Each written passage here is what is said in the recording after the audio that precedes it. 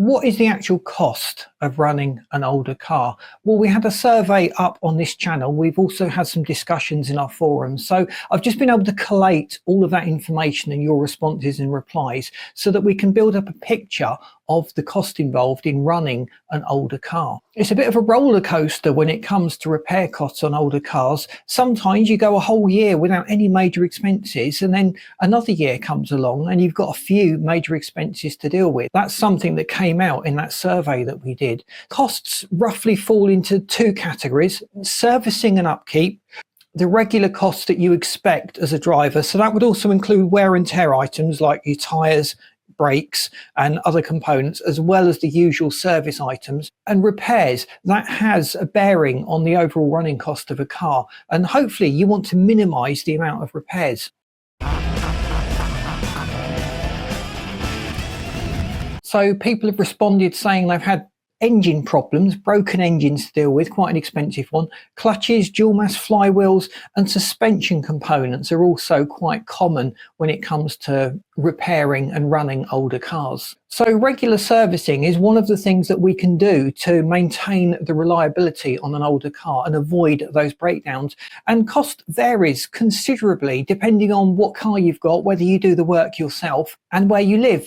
Costs are typically somewhere between €150 and €500 annually. A 2015 Golf TDI owner spent €200 on his annual services. And then a Peugeot 205 GTI owner, much older car, the guy was doing the service items himself and repairing the car himself, but his servicing costs were just €35 per year. So he got the oil he needed and a filter for that price and did the oil change himself. And a few have managed to get away with spending just €15 on servicing a car. So hopefully that still included a decent quality oil, but I have to question whether that is possible under such a tight budget. So tyre changes are probably one of the biggest irregular expenses that come along. For most drivers, that's typically 2 to 3 years. Let me know in the comments how often you have to change the tyres on your car.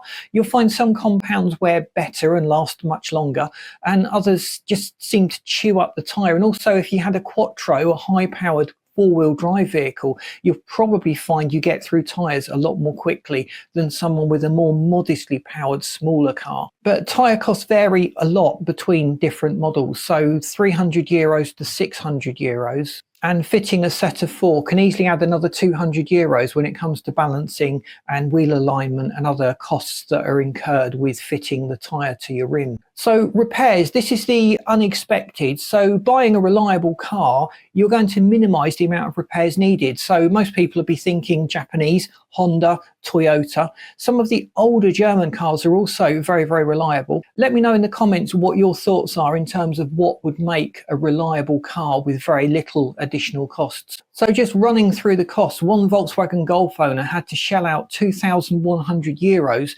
to fix a faulty dual mass flywheel. So that was quite a big unexpected expense that came along. And a BMW owner spent €500 on servicing. So that was a full service. It included spark plugs, oil, filter, and pretty much everything else that needed changing at the time of the service. Suspension work is often a problem on older cars. Typically, it's bad handling, the noises and the clunks that you get that are the motivating factors to get people to replace suspension. But occasionally springs break and snap, and you can't drive around on a car with broken springs. I know some of us used to just saw our springs down to get that lowered look, but that's extremely dangerous. I really don't recommend anyone actually does that. Typical suspension replacement parts, according to your responses, was about €500 to about €1,000.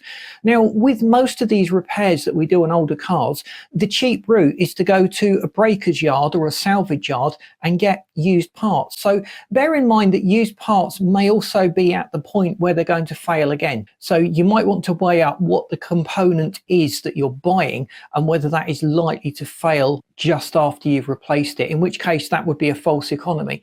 But some components last a long time, and sometimes you go to the salvage yard and you can see that this common weak area on your car has already been dealt with, and you're looking at a shiny new replacement part. So I've done that myself. I've gone and looked at suspension parts for a car, and the ones that I've looked at on this salvage car, it was involved in an accident, but they looked brand new. They just had the suspension done, and they also got a decent set of alloy rims and tyres with a decent amount of tread from that trip. So I was quite happy to have found that little gem. They are there, so do look around. Don't think you have to buy new parts and new manufacturer parts. There's a lot of other cheaper options around, and often these aftermarket parts are of better quality than the manufacturer ones.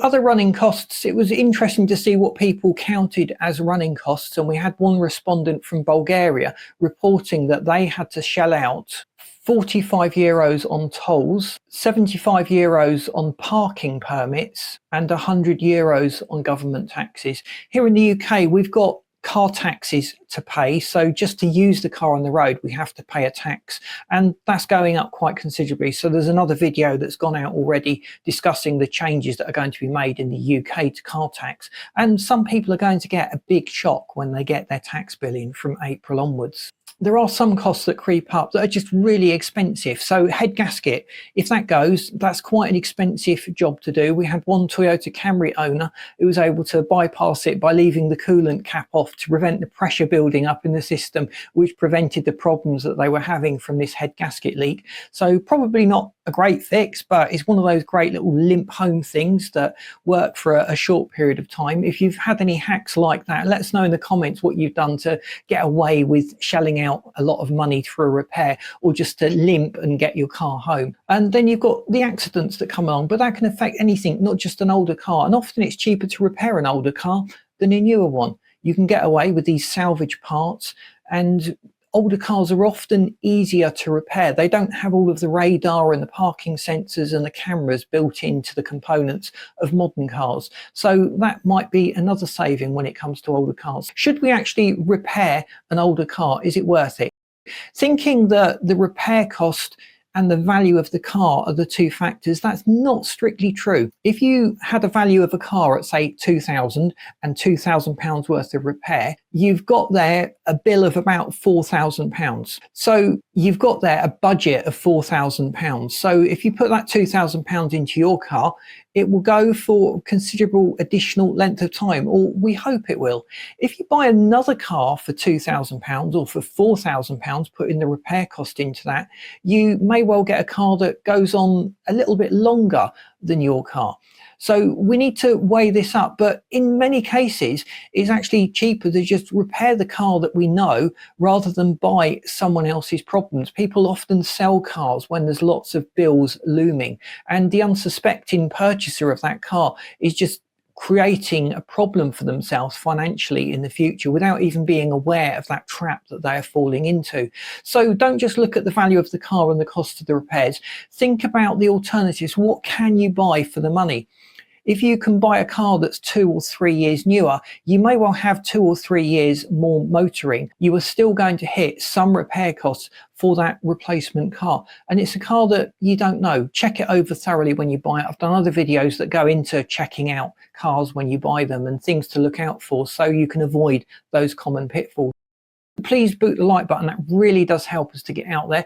If you haven't subscribed to the channel, please do so. I know about 95% of our viewers haven't subscribed to the channel yet, and that really does help us. And I've also lined up this video and this playlist that you should find really interesting. Thanks for watching. See you in these next videos.